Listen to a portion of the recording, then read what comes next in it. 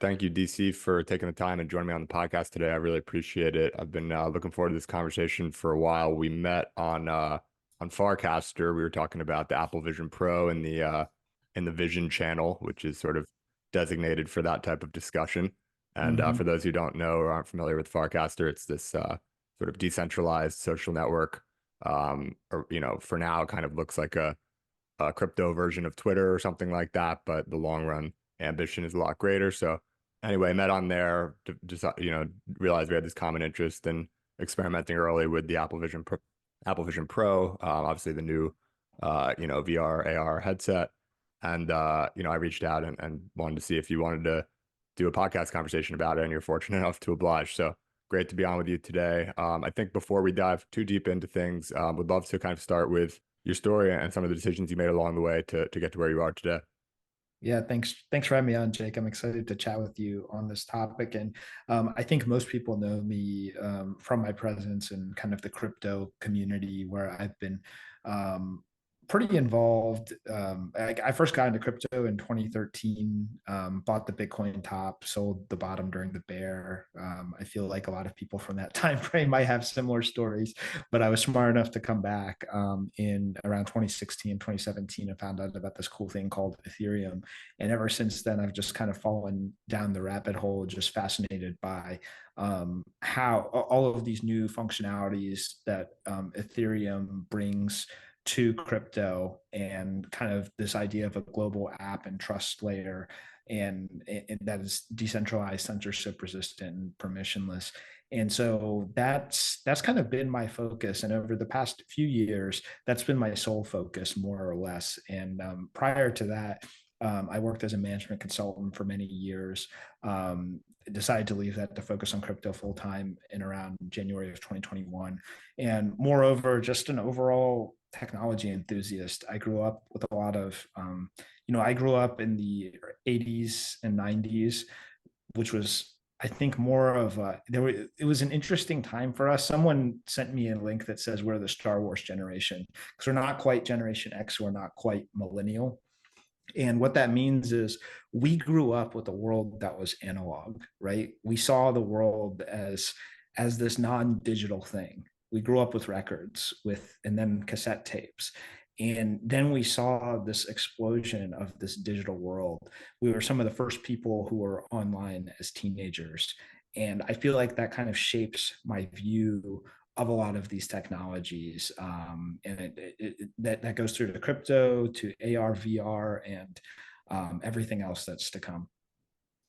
Yeah, so I guess pressing into that a little further, like I think a lot of people I've had on the podcast, to your point, it's kind of like you're kind of from this in-between generation where a lot of the guys I've had on are maybe a bit older or, in their 20s or early 30s or something like that. So you kind of grew up where like you were, like you said, in high school or whatever, one of the first generations to kind of like come online. How do you think that maybe like seeing the emergence of the internet and just the digital world more broadly, kind of positioned you to be able to see like, okay, here's Bitcoin. This is kind of interesting. Let me buy some. Oh, okay, that kind of Mhm. went to zero or went down a lot. Let me sell that. And then oh, here's Ethereum. Actually, this is really interesting. Like, what made you kind of like even aware of these things and being able to kind of appreciate them as you discovered them? Well, I think the main lesson that I draw from all of that is how skeptical most people are about technologies that end up becoming world changing. And I think that skepticism is natural. And I share it too. When I see my first exposure to a lot of this stuff is to be skeptical. I had heard about Bitcoin years before I actually bought any. And at the time, I was like, well, this doesn't even make sense to me, right? Because actually, for people like me who grew up during that period, we were all copying software, copying all kinds of content, and it was just like it was all, the idea of digital scarcity almost didn't make sense to me, right? And it took me really diving into things and understanding, oh, this is something that's totally different from that. And it's almost ironic that it uses similar technology to like peer-to-peer file sharing, like which Napster pioneered. And Bitcoin is basically just almost like Napster running a money network, which is almost like, so it's almost ironic in some respect. But I think going back to that skepticism, I remember growing up in the 90s, being a teenager, and getting on this internet thing, and I was probably one of the first, like, I looked up the number back then, but I want to say it was like less than 10 million people were online at that point. It's not a lot of people. And my parents are like, what are you doing wasting your time on this thing? Like, why? I'm like, you don't understand. There's all this like information out there. I'm chatting with people all around the world on various topics. I was into playing games like Quake and Warcraft 2, and you could find people to play with online. And all of that stuff was just so fascinating to me. And I was like, wow, there's no way that in the future, we're not going to all be spending a lot more time online. Fast forward 20 years later, and here we are spending a lot more time online, doing meetings online, doing interviews online. All of this stuff was totally inconceivable back in like 1992.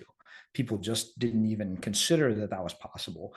And so for me, when I came across a technology like crypto, my first feeling was to be skeptical, but my next feeling was like, well, I can like ask some more questions, because I don't want to be like the person who faded the internet in 1992.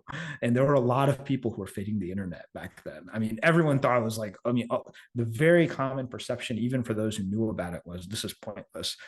There's no way any corporation's ever going to use this, right?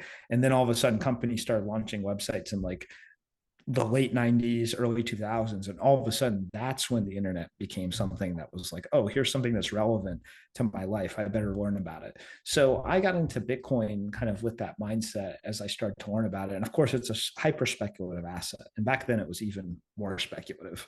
And the flows were a lot more dramatic. And I saw it quickly run up to 1,000, and then I saw it crash. And I didn't really understand the Mt. Gox situation that well. It was kind of presented as Bitcoin was hacked. And rather than doing my due diligence at that time, I was like, you know what? I don't feel like dealing with this anymore.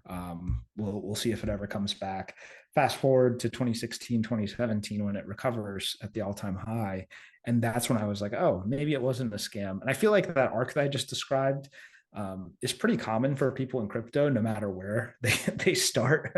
So even people from last cycle who may have gotten burned by buying the top and selling the bottom, they're going to be, at least some percentage of them will be back in a year, when hopefully we're back at new all-time highs. And so I feel like that's the boom and bust of any emerging technology, especially one that is like network based, like cryptocurrency is. And we've definitely seen the same thing for like video games. We'll probably see it with AR, VR to some extent, and so on. Yeah, I think that cycle definitely repeats among all different types of people across all different, aspects of the timeline, like you said, and a lot of people who sort of thought it died, last cycle are going to be back this cycle with the same mindset that you had. It's like it's easy to appreciate when you see something that you think is dead, and then 3 years fast forward, and it sort of like comes back to life. It's pretty interesting, like fundamentally. And if whatever got you to play with it the first time around probably going to get you to go back and continue playing with it in the future. And then you sort of understand that this thing dies and comes back, and you get on board maybe for the long haul. And some of us were, maybe able to participate in earlier cycles to sort of get over that hump, and other people are coming online now. But you mentioned this is not just for, crypto, but also potentially for like VR, AR, which has had kind of like an interesting history to date, where it's been like super, very, very much like hyped, and everyone talks about like the metaverse and all of this. And it's always like, oh, this is coming, VR is right around the corner, et cetera, et cetera.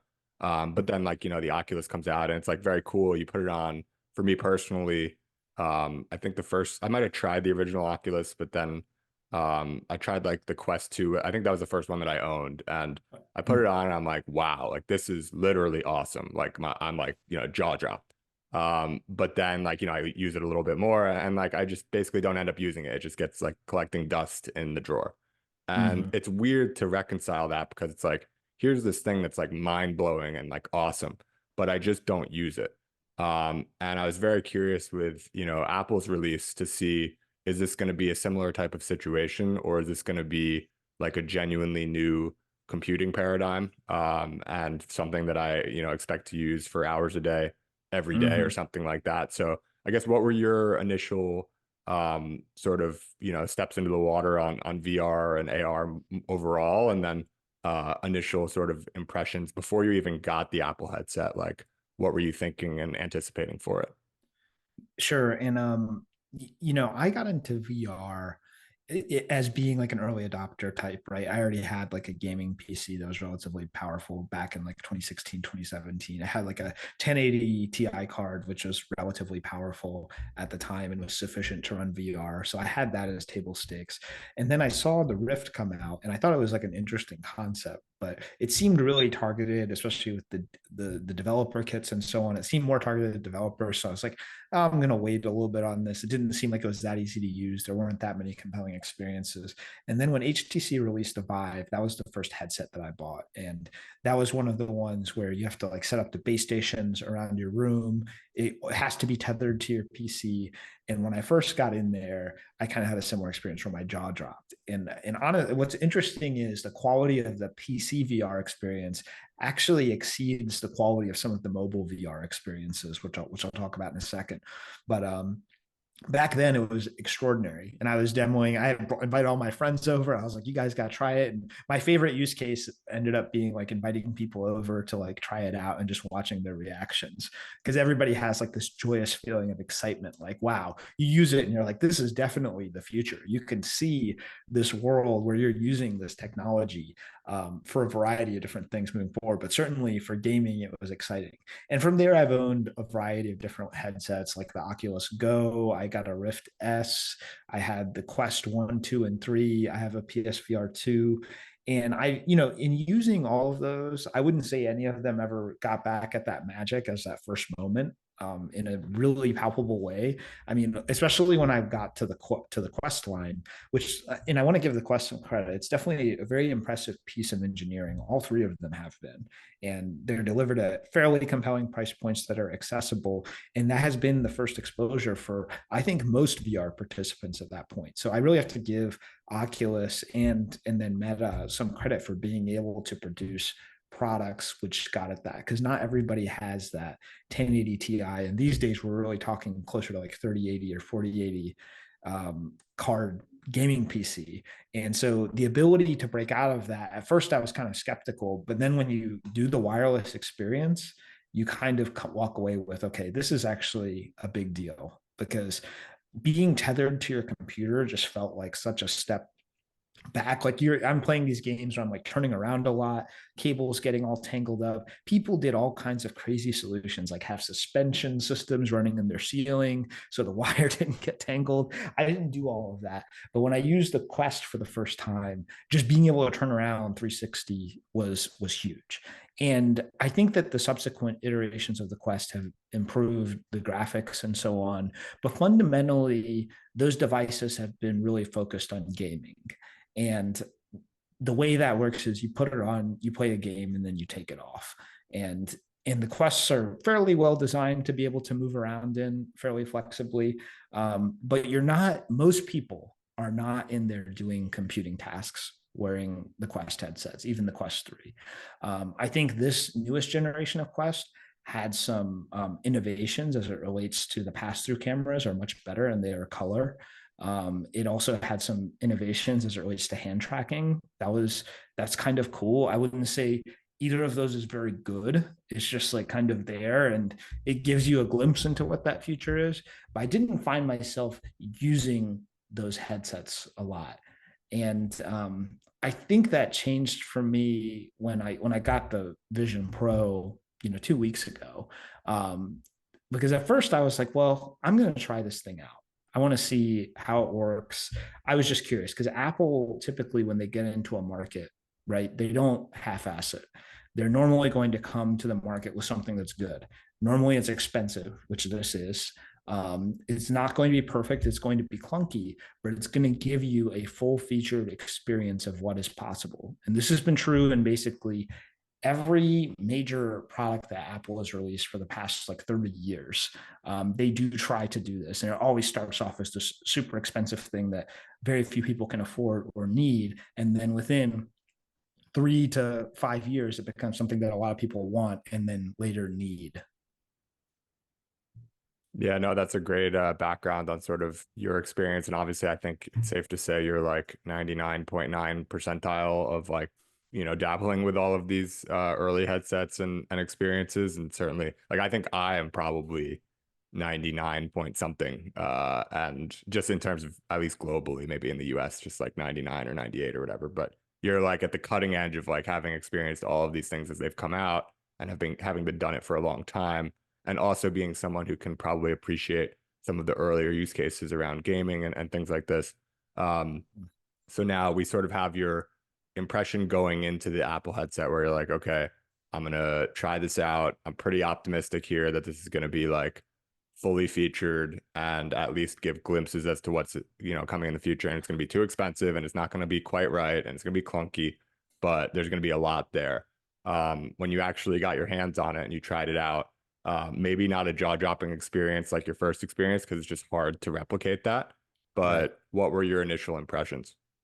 Well, my first exposure to it. So my first exposure to it was watching the video that was released, I think like 7 months ago, where Apple put out that promotional video. Yep. And at the time, I didn't find it that compelling. I was like, okay, am I really going to want to do work in this headset? And I felt like it was the promotional video, like made it feel like everything was like on rails, which was kind of an experience that I was used to actually in the Quest, where everything feels like it's on rails. And I was like, I just didn't, that didn't sound like it was it for me. And I had posted on my Twitter at that time. I was like, this looks interesting, but the idea of having like 3 iPad windows in front of me doesn't seem that compelling.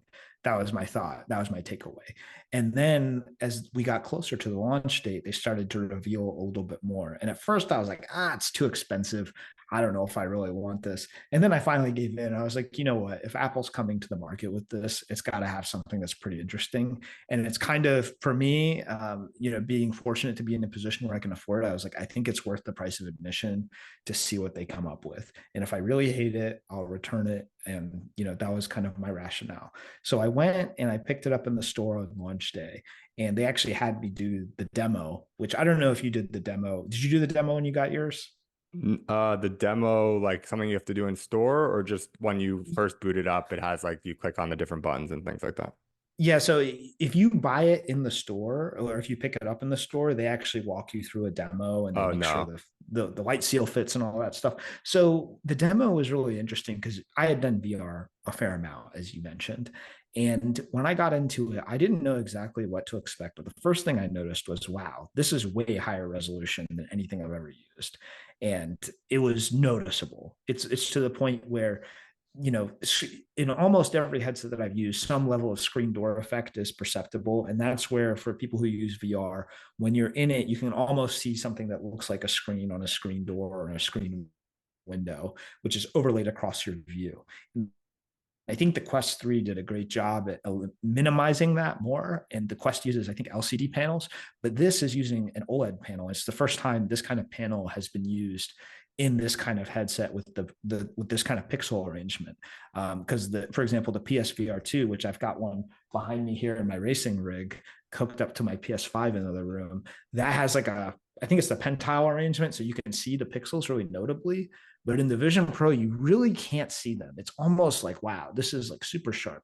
And the pass through, I think the one area where I felt like I was oversold a little bit by the early reviewers was the pass through, because they're acting like, oh, you can put this on and you can see really clearly. And you know what? It's not bad. It's definitely better than the Quest for me. The Quest is really warpy, especially around where your hands are. Right. But so that was one thing. The other thing was the hand tracking on the Vision Pro was incredible. Just the way that it could like replicate your hand, and it could occlude apps in front of you. Like if you put your hand in front of an app window, it shows your hand.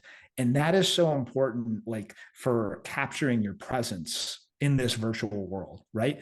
And Apple had presented this as an AR headset. I think the reality is it's a VR headset with like an AR pass-through mode on it, but it's actually like pretty good. So there's a lot of these little things that I started to notice with the Vision Pro, specifically that resolution, the hand occlusion, the hand tracking, the eye tracking. So in the Vision Pro, when you put it on, the way that you interact with apps in there, as you know, is you use your eyes. So you look at something, you look at a window, and then you tap with your fingers, and that is your interaction. So that's the equivalent of moving your mouse cursor or your Oculus laser pointer in the or not Oculus, the Meta Quest laser pointer inside your headset, pointing at something and clicking. Right. So that's all replaced by an eye track, look, and a tap. And then the sound was also super super impressive. I mean, it's almost like you've got speakers all around you. And the Quest had pioneered some of that in headband speaker technology, but I feel like Apple kind of nailed it. And so the thing is, like, if you look at all these things individually, you're like, oh, it's just like an iteration. But when you bring all of those types of factors together, it feels pretty revolutionary. It felt revolutionary to me as someone who's tried a lot of VR products. I was like, wow, this all just like fits together. Now, that doesn't mean it's a perfect product, but I think it delivers this experience, this integrated, coherent experience, which maybe it takes someone like Apple to come to the table to really prioritize and deliver for the user. And we all know that they do that really well. You can say a lot of things about Apple, but they're good at that. Yeah, there's a few things from what you just said that jump out at me. So maybe I'll just like sort of comment on a few of them and keep the ball rolling a little bit. But Mm. when I didn't have the demo, I had it shipped. So I didn't have any in-store things. So it was all my own experience. And first of all, you start with like, this sounds silly and it's not VR related at all, but you start with the unboxing and like Apple's boxes are so good. Like they're just so much better than any other boxes. So I'm opening this up and you have like the whole Apple experience or whatever. And then I put it on and it's like pretty comfortable right away. Like I'm like, oh, this is like kind of is easy to put on. Like I don't have to like adjust a bunch of straps or whatever. Like it's just kind of fits. I like turn the knob a little bit, but like in general, it just like comes and it fits and it's pretty comfortable and it looks Mhm. nice and everything like that. All so far like Apple experience. And then um the very first thing I believe, at least it's the first thing now when I put it on, I think this was when I first tried it on as well, is uh you sort of you have the headset on and it's all black and then there's like some sort of light coming in or whatever, like you can see a little light, and then you see the Apple logo in like an all black background, and it's like super clear, and that's all you see. And then there's like some sound, and the really nice sound, like that's like very pleasant to hear, comes on as the reality takes over like your screen, like the pass through basically. And so it like just sort of like flips on the pass through as the Apple logo disappears, and I'm like, okay, like this is pretty cool. And that's like before you do absolutely anything. That's just like putting it on for the first time. And obviously, subsequently also that's every time you put it on, you get that same, like the turning on of the device is probably the most pleasant turning on of a device that I've ever experienced of anything. So that's pretty cool. And then I thought this was maybe what you were referring to with the demo, but it's definitely something a little bit different. But when you go through, there is like sort of a walkthrough of, how to work the device. And the like to your point, there wasn't when I first put on the Quest or whatever, and I played like a game or whatever, that jaw dropping moment, you don't really have that again. Like you kind of can only have that once, I think. Mhm. Um, but the equivalent here, or like the closest thing to it, was in the instructions of how to use the device. Uh, it like sort of tells you, where you look with your eyes, and like what you were describing, you look with your eyes, and then you like pinch your fingers, and that's how you basically click. It's like the VR version of like using your mouse or something. And Mhm. it has you like it trains you on how to do that or whatever, but it has like, a circle of like, I don't know, 6 or 8 dots or something like that. And it says like look at the dot and then, click it as like a testing how to, teaching you how to use the mouse or whatever. And so I'm doing that and I like look at the dot and it makes a sound when I'm looking at it before I even click it. And then it makes another sound when I click it or whatever, when I pinch my fingers. And so I look at this dot and it makes a sound, and I look at the next dot and it makes like a different sound. And I'm like, hold on, I can like play music with my eyes by like looking at these dots. And so I'm like looking at one dot and then another dot and then another dot and back and forth with like a little bit of a rhythm. And suddenly in this like how to that Apple designed, I'm literally playing music with my eyes. And like, by the way, with like my room, in reality in front of me and just these dots sort of floating in space. So I'm like, okay, here I am, like a minute into using this thing, playing music with my eyes. And this is not what this was intended for. So that was like sort of my original, that might have been the biggest wow moment. And I couldn't help but feel like you might have a better sense of this. Like I didn't experience, or at least I don't really remember when like, the mouse came out, like Mhm. these fundamental innovations in computing, and like just sort of how to operate, these different operating systems. But to me, to your point, like the difference between using these, controllers in my hands with the Oculus 2 and looking with my eyes at like very specific small things in the reality in front of me and being able to pinch my fingers and select it was like, okay, this is how you use one of these things. And maybe it's not the final version, but at least it's a big step in the right direction. Yeah, the moment for me was when I was in that headset, and once you break out of all of this, once I got the headset home, right? They had a pretty controlled demo for me in the Apple store.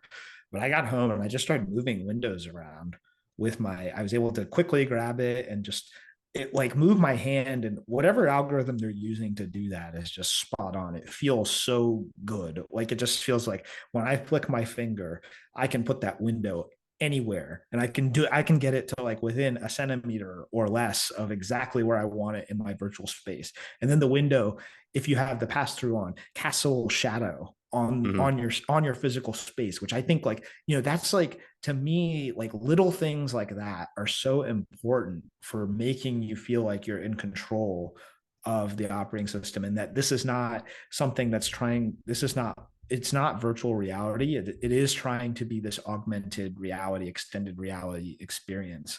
And, you know, I want to talk for a second about that method of input and where we started, right? Because I mean, back when I was young, I want to say it was like 87 or 88, 1987, 1988, when our family got our first computer. I want to say it came installed with DOS 4.0, which at that time was a pure command line interface, right? And I talked about it on Twitter. I was like, that's basically like a one-dimensional interface in a lot of ways. It's basically like you just have a line of text, you're typing stuff in, and the computer does something. And back then, I remember being young, and my dad was, we I think it came with like a 40 megabyte hard drive and 640 kilobytes of RAM, which, if you think about it in modern terms, you can now, most computers come with like a terabyte of storage at least, which is many times.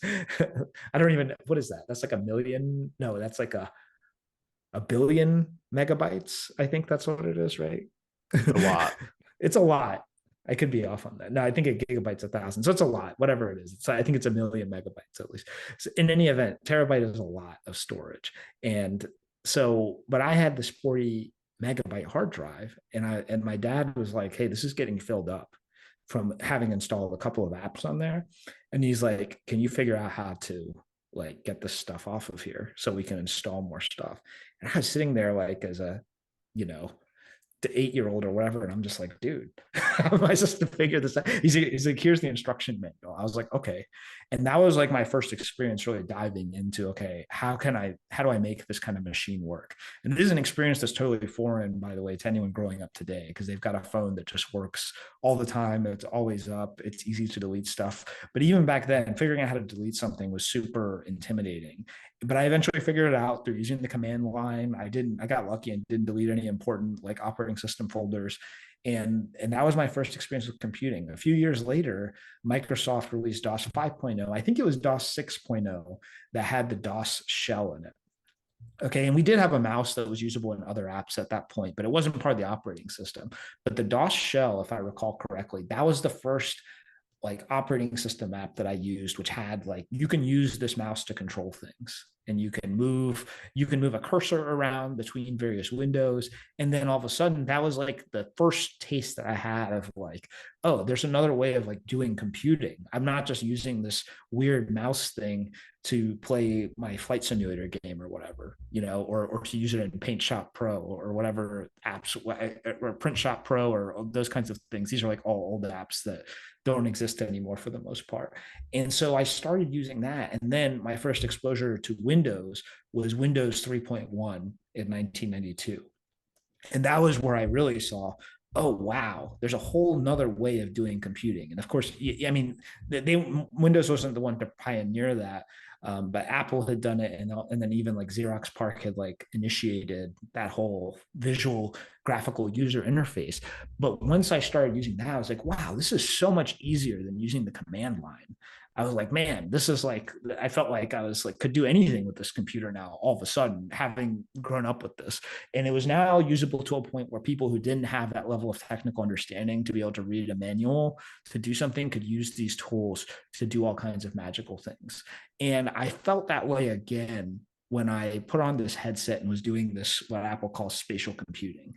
And even though it's just as simple as like being able to move windows to exactly where I want in a three-dimensional space, that was so like interesting to me. And the idea, and this is just the start of it, obviously. You can imagine AR overlays on things that you're doing all over that are persistent, that stay there when you turn off the headset and turn it back on. So I think like this is our future, is having computers kind of wherever we want them.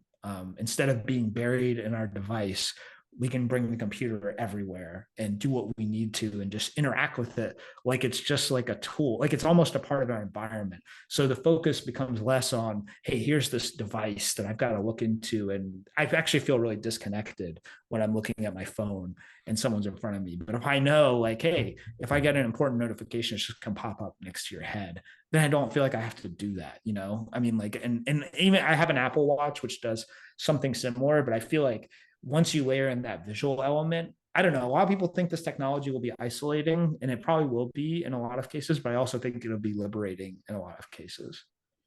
Yeah, well, it's funny you mentioned the watch in that because I thought of that with the watch as well. People are like, oh, more technology, like, you know, I have enough technology. And I actually viewed the watch. I got like the first version of the watch, you know, pre-order or whatever. And my whole thing, I don't even think I must not have researched it too well or something. I don't think it had the capability at that point to actually have cellular on its own. Like it actually had to be in the same room or at least like the same building as your phone, I think, or at the very least, I didn't get the version that had those capabilities.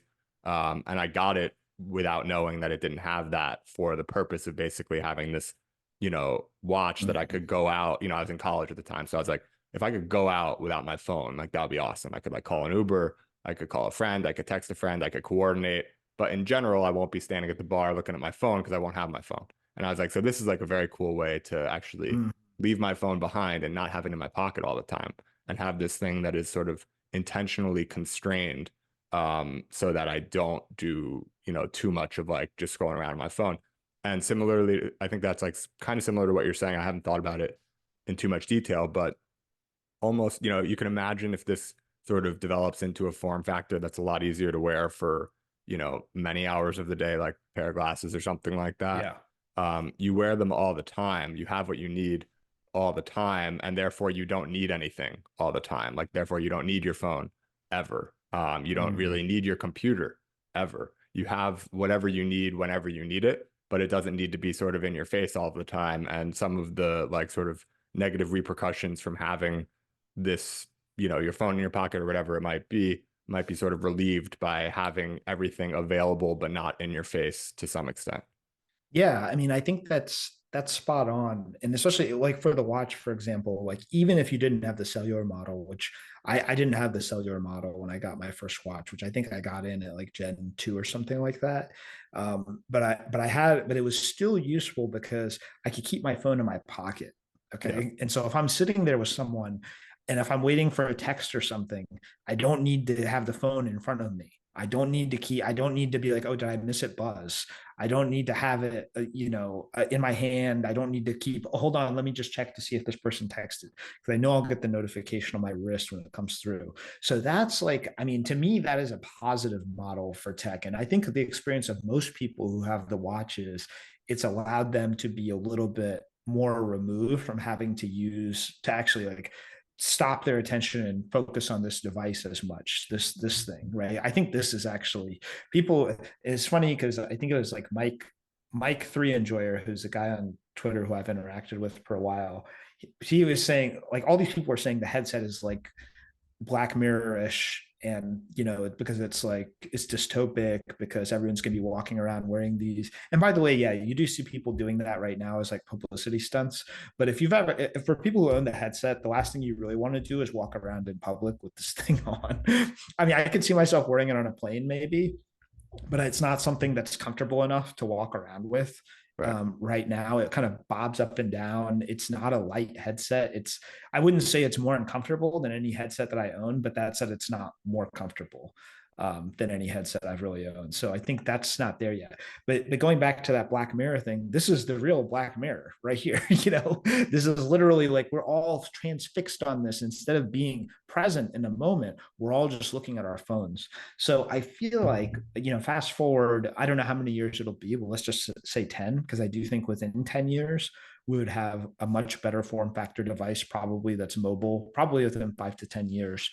And I don't know that everyone's just going to be buried in like random content all the time. I think they're going to feel liberated that they can access things anywhere. So if you're walking somewhere and if you need directions or if you're driving, here's a heads up display. It doesn't require you to take your eye off of the road or where you're walking. You're not going to get hit by oncoming traffic as easily. I mean, I see a lot of like, I see these things, these technologies potentially allowing us to engage more in the world around us.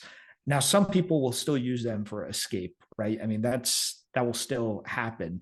And it could be the same people using them for both purposes, but in different environments, right? And that's another thing that also I think doesn't get talked about enough. For people who maybe don't know a lot of people in the real world, you can now talk with people online in a more engaging and direct way. And I'm sure you played around with the persona thing a little bit. I have, and I've done whole meetings with it on. And people are like, and these are with people who know what I look like and know me, and they're like, this isn't really that weird. They're like, it was weird for like 5 minutes, but then they're like, yeah, it's kind of capturing your mannerisms, it's capturing your eye movement, your smile, and so on.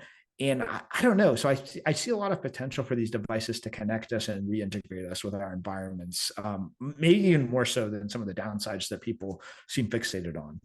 Right. Yeah, no, I agree with all that. And I think I want to like sort of open up a slightly different track, like going off of Mm-hmm. what you were saying earlier about the pass through, where Yeah. you made an interesting point. If I understood correctly, I think that like it's almost like posing as AR, but really it's like VR.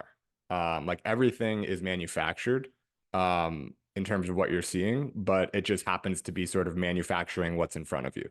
Mm-hmm. And so it like appears to be AR. And I thought that was a very interesting point because it's not, you put on the goggles and if you have nothing up, no monitors or screens or whatever you want to call them, um, it's not as good as just like, not having a headset on. It's great. It's much better than what previously on the Oculus Quest 2, it was black and white and it was like Mm-hmm. super grainy. It was like not even close. I understand the Quest 3 is better and I feel actually that I'm almost doing myself a disservice to have not tried that in comparison to the Apple. It's hard to compare to a generation previous. I understand it's got a lot better, or at least incrementally better.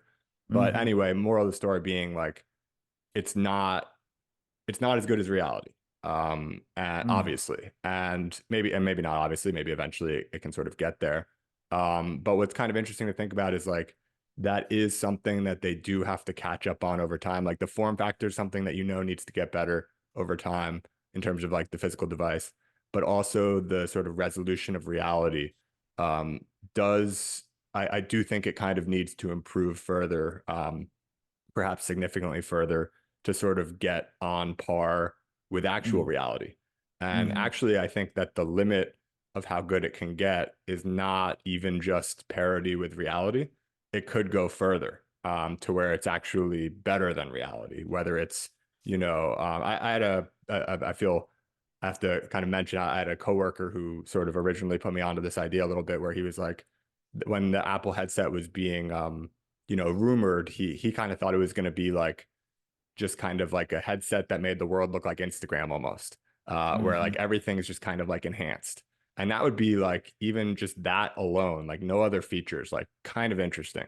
And so that is, the upside is actually not just parity with reality, but maybe even enhanced reality in various ways. And then that's just talking about like base level reality, let alone sort of, enhancement in terms of you see someone in the street and it brings their profile up above you and up above them and reminds you of their name and things like that, or whatever other helpful, you look at a tree and it can tell you all the information about the tree, and Mm-hmm. you just can actually like learn a lot better about the world around you, which I think a lot of people have kind of lost touch with. Like, you can look at a building and like learn about architecture or something like this, and that's not something that really is easy to do. A lot of our learning like kind of happens in like a digital silo. And if you want to Mm-hmm. find something out about the physical world, you have to look into the digital world to figure it out, but they're not, intermeshed at all. So anyway, I wonder kind of if you've thought about that track of, we talked about like sort of the form factor. Have you thought about this parity with reality track as well?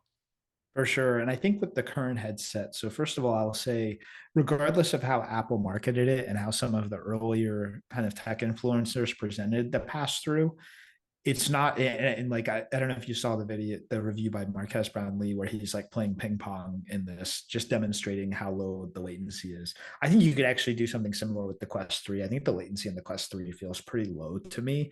It just feels more warpy than the Apple. The Apple does a better job of getting the depth of things right, and when it reprojects it for you within the headset, it's limited by the physics of cameras. And so, there is some dithering, especially in lower light conditions. You'll notice that. But I think what it's actually good at, so despite Apple showing people using this headset on the move, I think this headset is actually best used when seated, to be perfectly honest. And I've played around with all kinds of different environments, and now I'm primarily using it when I'm sitting like in my easy chair or on my couch. I leave it plugged in for the most part, and I can have like a full computing experience at my fingertips in my living room, ergonomic and comfortable, where I can position windows that are like 5 feet away from me. I said this on Twitter the other day, where, when you get a little bit older, even to my age, where I don't feel like I'm that old, but like when I'm looking at text like on a phone that's this close to my face, it's straining at this point for me sometimes. And I've got to really focus and refocus. So being able to just ergonomically project that text wherever I want, get it to the exact size I want, I think that's so powerful.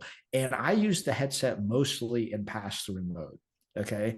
Because despite the limitations of that pass-through mode, when I'm in the headset, I'm usually focused on a piece of content within that headset, right?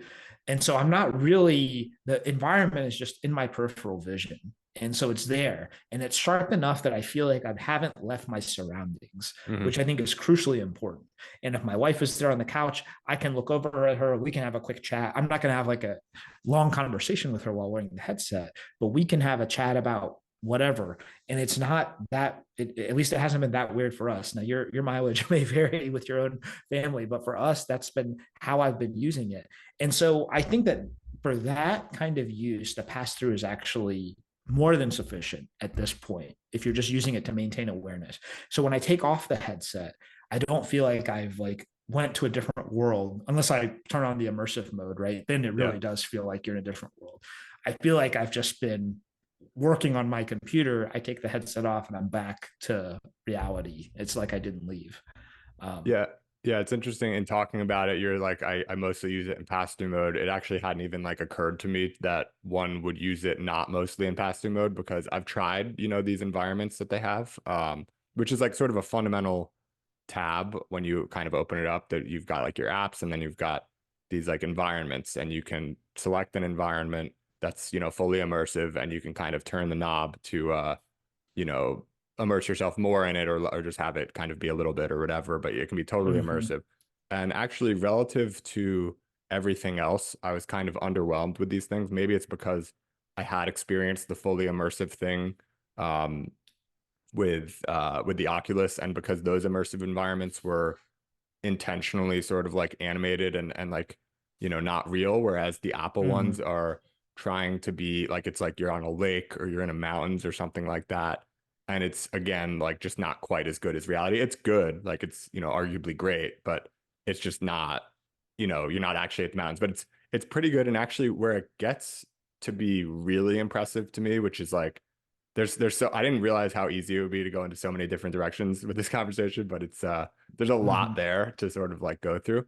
Oh, And yeah. one thing is with experiences, whether it's photos or videos from your own history, and it doesn't have to be panorama or whatever, but basically anything, especially panoramas, but also just videos, you blow them up big enough or whatever it is, you can experience this content that you've captured from your life. And like content's like an overused word or whatever, but everything you've captured, like you take photos and you take videos for a reason. You want to like sort of remember that thing or be able to go back and reference that thing. And at the time when you're taking them, you imagine like, oh, I can go back and look at this on my phone, or maybe I'll do it on my computer or whatever. You don't really think about it. It's just like, oh, I take this on my phone. One day I'll look at it on my phone.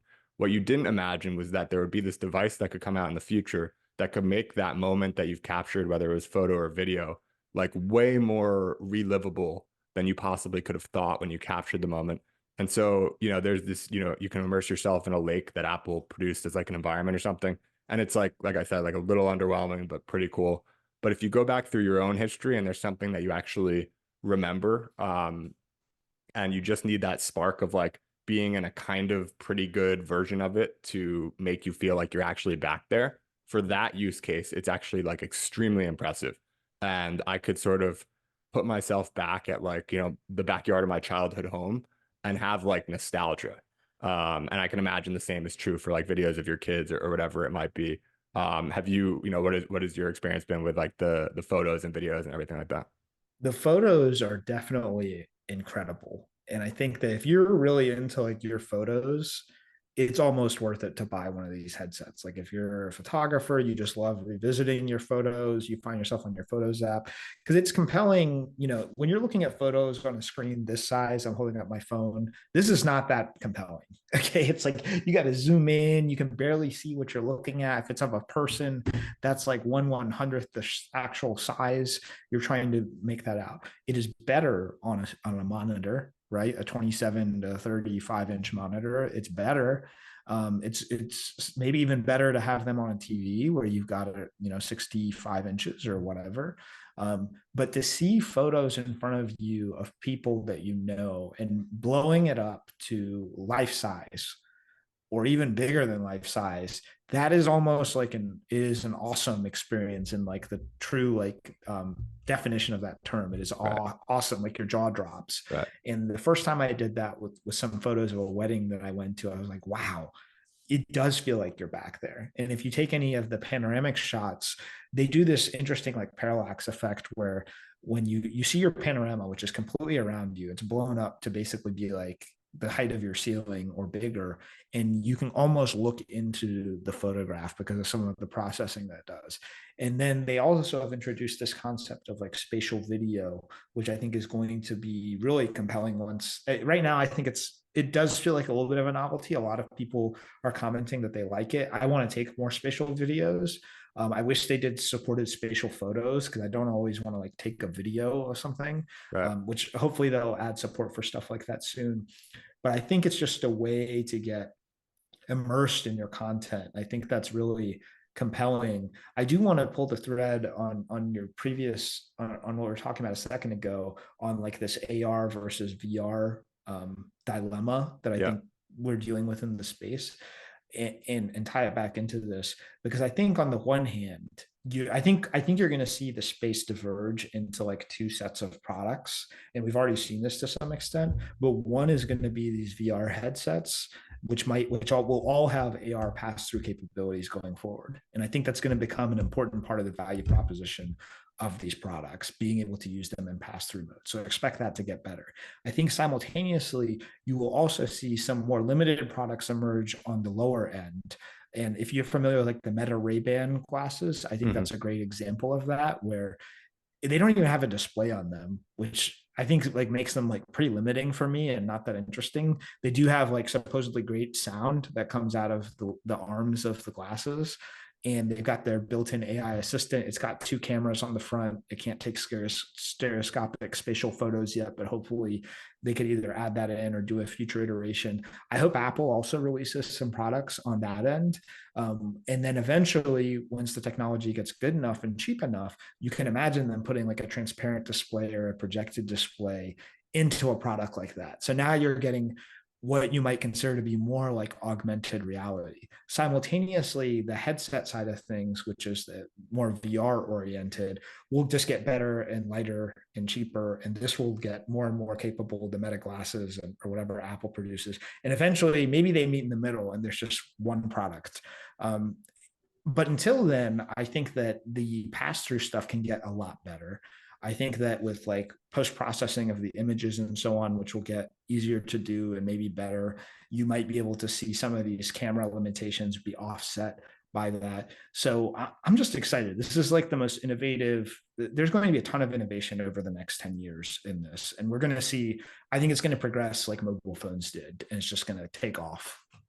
Yeah, to your point on meeting in the middle, I do think for that reason specifically, like Meta's approach is really interesting, where they seem pretty, I don't know if he's said it like in as direct terms, but it seems to be, very obvious that they're taking like if you think about you're trying to like sort of build a financial model or something like that, you go from like the top down approach and then you have like the bottoms up, and Mm-hmm. they each kind of result in their different, outputs and you can kind of like use them both appropriately. In this case, it's almost like rather than like top down and bottoms up, it's like glasses, like, basically the Ray-Ban use case that you just described, and then like the goggles. And you're kind like, I feel like Meta's being kind of upfront about like, we don't exactly know what this is going to look like long term. And like, we don't know what like the ideal technology is going to be here. And like, of course, you can't really know. But Mhm. we're going to start at both ends and develop from both ends. And like, yeah, maybe that cost resources that if you put them all together, maybe they would be able to move faster or something like that. But I'm pretty skeptical of that. I think it's probably, you're not really sacrificing by having two separate teams working in two separate, complete different like sort of paths and borrowing from each other potentially, which actually could be even that borrowing, which seems helpful, could actually be kind of adverse if one team relies on the other for something that maybe actually isn't the best thing to apply. Like if the Ray-Bans team relies on something from like the Oculus Quest, and they're like, oh, that's an easy way for us to do this, but it's like actually coming from your end of things. Maybe there was like a better first principles approach or something like that. So anyway, I just think coming at it from both ends is super interesting. Whereas Apple, obviously, um, if they are coming at it from multiple angles, it's not obvious. I guess they could be with like, I'm just kind of going out on a limb, but maybe like the combination of like watch and AirPods or something, like they just don't even have a form factor. And there's like the computing is their version of the Ray-Ban that is like not heavyweight headset is something that maybe doesn't involve anything on your eyes at all or something like that. I'm not really sure. Um, Go ahead. Yeah, I think that for like Meta, they're targeting the Instagram influencer crew with their glasses mostly, right? Because I mean, like you said, it's basically AirPods, and then they've got like a camera on them. Right. And so I think your average Apple user actually doesn't care that much about having cameras on the front of their face, unless it's doing something that's like useful to them. They're not going to wear cameras just so they can take pictures while they're on the move. As a general rule, I think that's true. And they already have the AirPods, which are like the most popular wearable tech probably Yeah. in the world. So I feel like for them, they've probably looked at it and said, you know what, we're not at a point where we can do like a compelling display in glasses like this. And so they're just like, we're going to go in the other direction. I think like actually people had a good critique of the headset, which I encourage people to read. He posts on his Twitter. And he said something like, I wanted an Apple Watch on my face and they gave me a MacBook Pro or something on my face, which is pretty funny, and it sounds dramatic. But he has a point, right? I mean, like, and is there demand for like a more of a watch style interface on glass? I don't know. I think that they'll probably try to develop something like, I'm sure they're already trying to develop stuff like that. But I don't think that I would be that interested in like the Meta glasses, but an Apple version. Like, and I don't think like a lot of Apple customers necessarily would be. I don't fault Meta for trying something new. I actually applaud them for putting this stuff out there and making these products relatively accessible with lower price points. I think that's cool. I don't agree with a lot of their decisions as a company and their modus operandi. Putting that aside, though, they've been one of the biggest forces for VR. And we wouldn't be where we are if Meta wasn't investing billions and billions of dollars into these technologies. It's possible VR would be like 5 years behind where it is today if they hadn't bought Oculus and just pumped tons of money into it. But I think like I will say conversely, I'm really glad that Apple took kind of a different approach and it's like, you know what, we're gonna go for like a real computing platform. And though it's limited, it feels more like an iPad than it does like a MacBook in terms of like what you can do within it. It's still super powerful, like it is an iPad, but it's like actually more like 10 or 20 iPads or however many you want. And you can do all kinds of things productively in the headset. I think that's what makes this headset like different for me from the other ones. Like I never really felt like I wanted to wear any of my Quest headsets for more than the duration of the game that I was playing. And after a while, I just got tired of going in and leaving my reality to go do something because you feel cut off from everything when you're in there. And I get that that's a pro for some people, but for me, it felt like a con. It felt like I had to travel somewhere to go and to use the headset.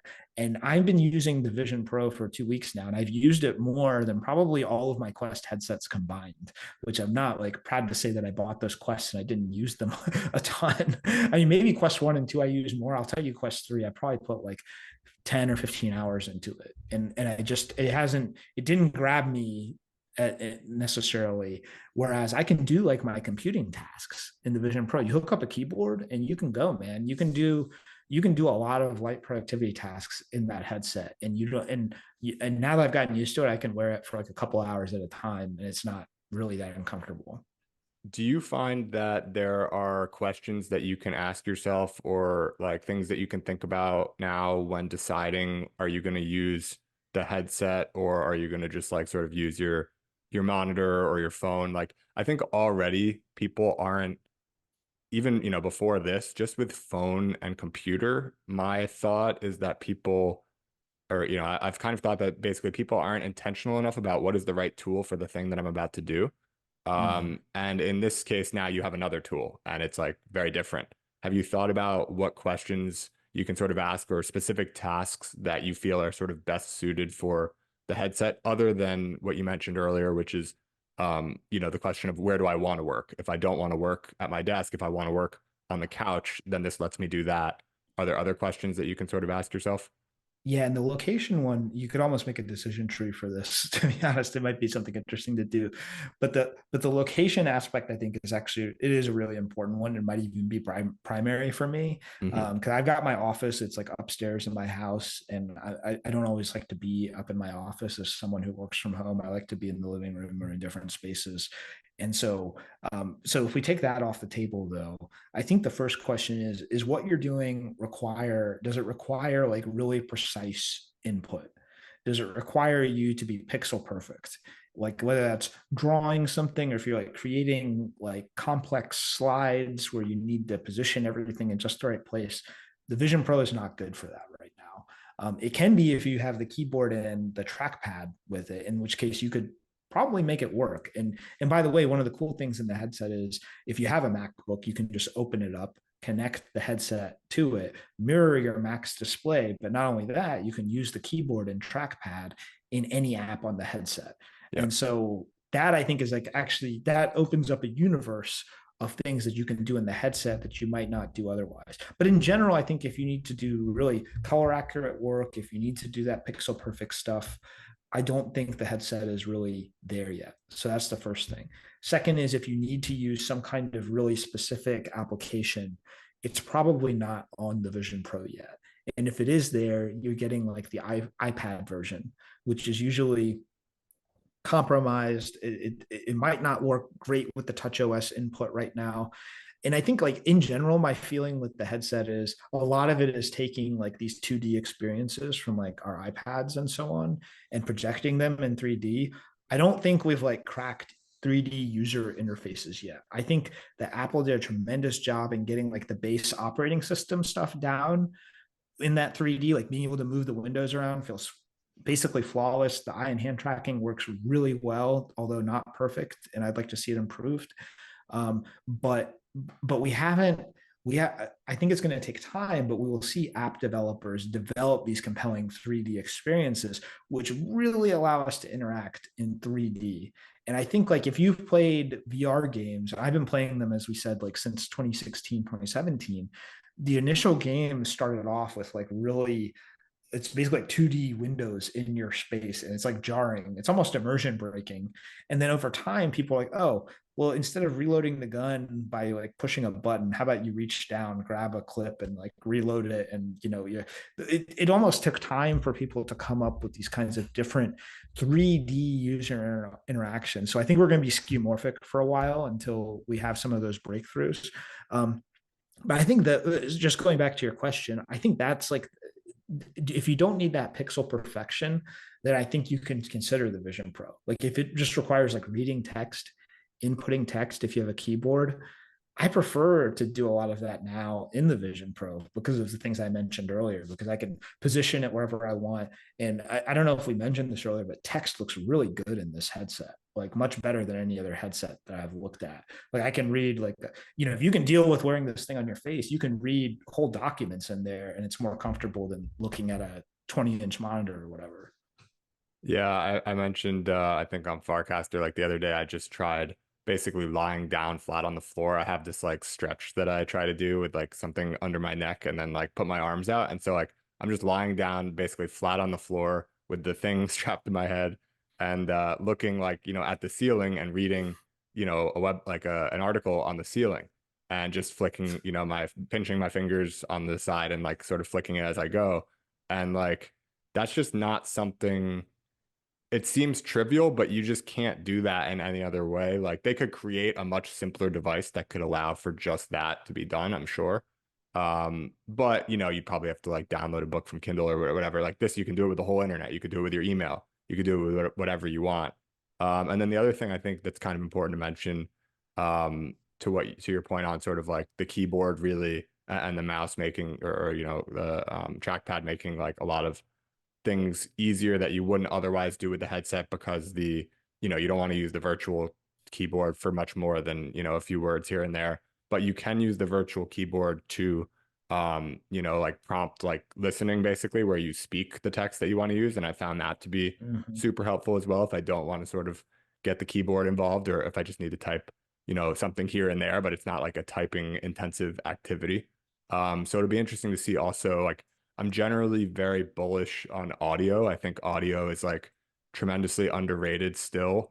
AirPods like were a nice advance and they're very cool, but I think people haven't yet appreciated like similar to what you said about 3D actually like building apps that are intended for 3D rather than like skeuomorphic. I think audio has kind of just been like strapped on to the internet, but not act people actually haven't made like audio native digital experiences in a sense. And so that as like sort of more of a background thing coming online at the same time as this VR AR, I think will be quite interesting. And one example of that is like you can, to your point, like there's a bunch of apps that aren't, you know, like native for the headset, but they are downloadable as like sort of the iPad version. And one of those was like ChatGPT, which obviously you can use as you do like ChatGPT with the text, but you can also use the voice conversations sort of feature that they have and just have like that window, you know, in the corner of your living room while you're sitting doing your stuff. And if you just have anything you want to ask this expert in everything at any time, you like click the button and just say your question or whatever you want and this very smart version of Siri will give you an answer like in audio form and record it in text if you need to reference it later. And like that alone is something that like I guess I could do that on my Mac, but I haven't even like thought to. I don't know like why, but there's like different things that you might be able to do with the headset that you either can't or just wouldn't have thought to do on like a single screen. Yeah, and I think the audio input will become more full featured over time, and it can go even further. Like you can imagine apps creating like a 3D avatar that's like sitting in the space with you, right? I mean, and that I think is where you start to get into some of the potential of what augmented reality can do. And when you say you're having a conversation with ChatGPT, and I've used the conversation feature a bunch on ChatGPT, and it feels pretty natural, especially if you give it some custom instructions to cut out some of the fluff. You can really have almost a dialogue, and it's a glimpse into that future. But layer that in with an avatar that's sitting in your 3D space and mixed reality pass through, and all of a sudden now you've got like another level of compelling experience. I do think you're always going to have a place for different input tools. So I think over time, actually, so I think the keyboard will remain a necessity for certain kinds of work because keyboards represent kind of what they call like a level of superhuman input. Like you can type fast. Most people can type faster, or people who are good can type faster than they can speak and can do Mhm. more with the keyboard. So I think that's one part of it. I do think Apple will also introduce at some point some kind of peripheral, and it probably won't look like a Quest controller is my guess. They're going to come up with something else, but like it's like the iPad was out for a few years before they introduced the pencil, and that unlocked a new set of uses. So I hope Apple actually goes down a peripheral route sooner rather than later, because I think that just using your hand, they did a great job with the hand tracking, but just using your hands and being constricted to that is a bit limiting. And I don't think the trackpad is like the answer in 3D. I just don't think that's the ideal input. Yeah, it's interesting what you say about the keyboard. There's this sort of like special instructions or something. Like I didn't make it. I like got it from someone. I forget what it was called, but basically it's a version of like ChatGPT that you can type like extremely sloppily and it will understand, what you intended to type. Like you can just like make maximum typos basically, and it somehow kind of figures it out. And I was Mhm. thinking like if you take that and combine it with like I think I don't use this, but I think it's a thing on the phone already, which is like you can kind of drag your finger around the keyboard instead of like pressing the buttons and it'll kind of like connect. The swipe, the- yeah, you can do yeah. that with the default keyboard now. I think they built it in. Yeah, so I don't really use that, but I'm sure some people do and probably enjoy it or they probably launched it for a reason because they foresee it as having like a lot of potential. And so you can imagine like something like that maybe as the space like it definitely doesn't work the virtual keyboard and with the headset of like pressing the buttons. Like it's fine, you can put in your passcode, you can type a word here and there, but it would never be something at this it's hard to foresee that it could be something where you would want to use that instead of a keyboard. It's just like not even close. But if there's a version of it that's like sort of designed for the headset where you're maybe like swiping around and similarly to how impressive it is that it captures like what you're looking at, maybe it uses a combination of like what you're looking at or what you're dragging with your fingers or what you're thinking or like what it starts to become like almost like a Neuralink sort of thing without necessarily having like an implant but it's like it has enough of what you're trying to do. It has enough information that it can maybe be an even better version of that chat GPT that's like piecing together what you mean, even with a ton of typos. And I could imagine something like that that would actually, you know, uh, go beyond like the super, capabilities of like a keyboard potentially. Yeah, I think that non-implanted neural interfaces will develop a ton over the next 5 years. Even if it's just doing this clicking motion with your thoughts, which actually like probably isn't that hard, given current technology. I think also just the idea of a keyboard is skeuomorphic to like a 2D environment, right? We're used to using these keyboards, and keyboards are not intuitive. Like take a keyboard to your grandparent or something like that who might not have experience using them, and they're just hunting and pecking. They're not like Uh-huh. us who are like can type fast. It requires training. And so I think in the future, we will have a new form of input. I don't know what it looks like. I couldn't tell you, but I don't think it's like QWERTY keyboard 2D just in 3D. And we'll have a new way of entering text without our voices that we need. Maybe it's like flicking your fingers in certain ways. I'm just making stuff up now because I can't even conceive of what it is. Or maybe it is just jumping to predicting your thoughts and using that as a way for text input. I mean, the future just seems so insane right now that it's hard to even conceive what the world could look like in 10 years. Yeah, no, definitely. And it's I have a couple things I guess that I know we're up on time here, but I want to close on and I want to sort of end before we get to because I think they're really interesting. One is what was it? Oh, you mentioned earlier like ChatGPT actually being like a person in the room. Mm-hmm. And this was one thing that I was actually surprised. Maybe there's an app for it. If there is, I haven't found it, but there's really nothing that I can do in the Apple Vision Pro today that like allows me to go in and be like in a room with another person, whether that person is real or like an animated, character or whatever. And I was kind of surprised by that because you can do that even in like the Quest, like you go on Horizon and there's like a bunch of people running around. And I remember that was another, like you talk about these like sort of wow moments. That was something for me when I joined like a Horizon room. I remember I had this feeling of like when you walk into a room and you don't know anyone. And I was like, wow, like I'm here alone in my room, like with this thing strapped to my head. And I have that feeling that like I just walked into a place and I don't know anyone. And like that's super cool. Um, so I'm surprised that there's nothing really like that on the Apple Vision Pro yet, and like I'm sure it's probably coming sooner than later, whether it's from Apple directly or like third-party developers. Mm-hmm. But are you also kind of surprised by that, or is there something imminent that you would foresee? Like the easiest thing to do from my perspective is just like you and I right now, you're at your computer looking at my avatar on your screen, and I'm looking at you through your camera on my screen. Mm-hmm. Um, if I could just strap on the Vision Pro and it actually feels like we're in the room together, just sitting at a table across from each other, like that should be very straightforward. And they could use the persona But they could also use an avatar, which to me is actually better, and more sort of like digitally native, because why do you need to go and try to make like a reproduction of my actual face, which doesn't look as good as my actual face, when you can have like a perfectly clear looking digital avatar Mhm. that looks great and is a pleasure to be in the room with and isn't like freaky at all. So that's something that like I don't think there's any, it doesn't seem like there's any technological barriers to doing that, and I'm kind of surprised that they haven't yet. Well, I think the persona feature starts to get at that, but like you said, it's not fully there. But I think what they really wanted to do, Frank, I'm just projecting here, but I feel like what they wanted to do is differentiate from the meta product a little bit. So personas actually look pretty realistic. I mean, they look, there's definitely an uncanny valley there. There's no question, but they look much more realistic. And I think they were trying to avoid like the emoji or the cartoon avatar because they just didn't want to lead with that direction. I agree that over time they're going to allow you to use probably whatever you want, to some extent, Mhm. but they didn't want to lead with that. And they presented this persona feature as like beta within this product. So I think that there's a lot more to come there and there's a lot of opportunity, but they probably didn't want to put something out that they didn't feel like met kind of their standards for being immersive.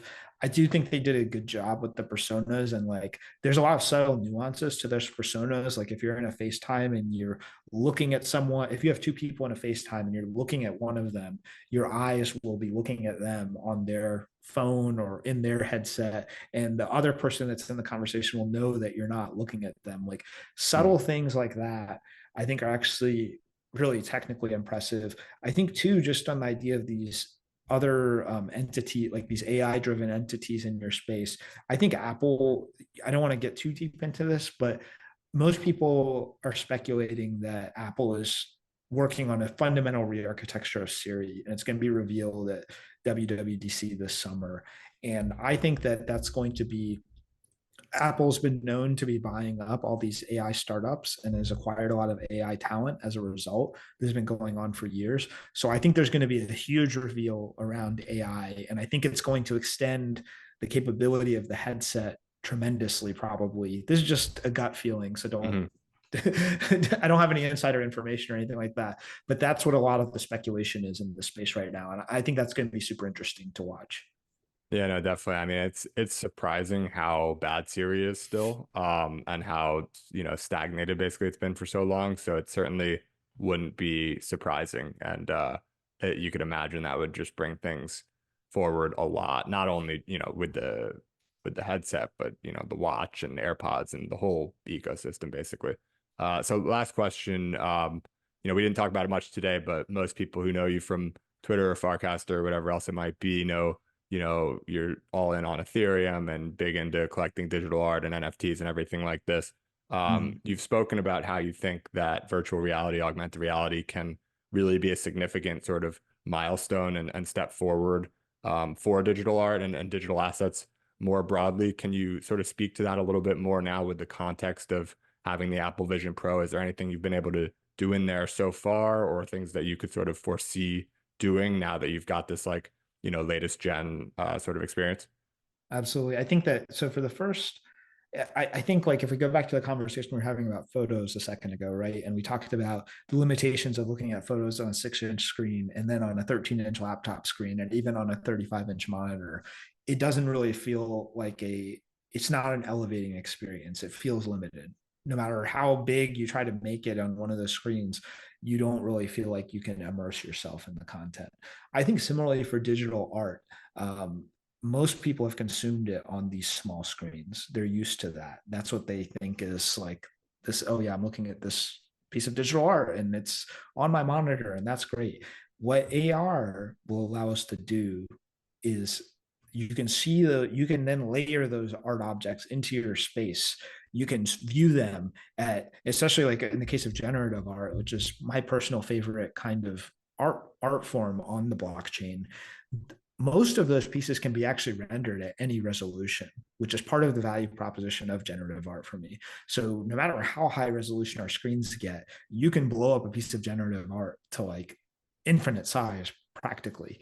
Mm. And I think that that is just going to change how we think about digital art completely. And I mean, we talked about how people have already, in the time since I've grown up, lived more and more of their lives in a digital space, right? AR, I think, is going to allow us to do that even more and layer that digital space into our analog or real life spaces. And so I think there's just huge potential for NFTs to take off as a medium that people become a lot more interested in as we make that transition more fully. I think the other barrier to NFTs, kind of tangential to all this, is a lot of people don't understand the concept of non-fungible digital ownership. Just like me in 2013, maybe not fully understanding, or 2012 certainly, not really understanding how Bitcoin could be digitally scarce, right? I just didn't get it. It takes some education, it takes a process. You've got to have an open mind. But I think more and more people are going to come around to this idea of, oh, you can have objects that are digitally scarce. And oh, I can interact with these digital objects in ways that I can't even interact with my physical objects. And I think that that unlocks a whole new universe of use, both for speculative purposes, for collecting purposes, for art purposes, and so on. So I'm excited. I think it's just, we're going to be living these digital lives. I'm hoping that it's not the dystopic vision, but it's more of a, we just integrate digital insight into everything that we do, which I think is the promise of augmented reality. And I think we're going to get there. There are always going to be people who choose to use that technology to isolate, but I think for 90% of people, or more than that, that's not how it's going to play out. Fingers crossed. Yeah, no, I'm with you. I'm optimistic and I'm excited both on the AR VR front, but also the crypto front, which we haven't talked about as much today, but definitely I think both of us probably spend a lot more time thinking about that. But this has been fun to take some time thinking about today and talking about today, and really appreciate you taking the time. It's been an awesome conversation, and it's going to be fun to see, in a few years where all this stuff is, and maybe between now and then or sometime around then we can get on and have a V2 of this and do the sequel. Maybe in I would VR that time. I would love to do that. And I'm hoping that the technology gets there for us. And thanks for having me on, Jake. I enjoyed the conversation. Awesome. Thanks, DC. Really appreciate it.